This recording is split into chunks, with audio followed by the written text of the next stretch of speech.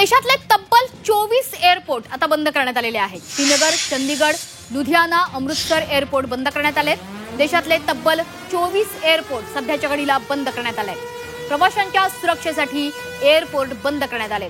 Srinagar, Chandigarh, Ludhiana, Amritsar airport आता बंद करण्यात आलेले आहेत। सध्याच्या घडीची सर्वात मोठी बातमी, भारतीयांसाठी ही महत्त्वाची बातमी आहे, कारण देशातले तब्बल 24 एअरपोर्ट प्रवाशांच्या सुरक्षेच्या दृष्टीने आता बंद करण्यात आलेले आहेत।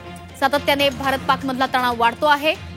पाकिस्तानकडून ड्रोन हल्ले चढवले जात आहेत, त्यामुळे देशातले तब्बल 24 एअरपोर्ट आता बंद करण्यात आलेले आहेत। श्रीनगर, चंदीगड, लुधियाना, अमृतसर हे एअरपोर्ट प्रामुख्याने बंद करण्यात आलेत।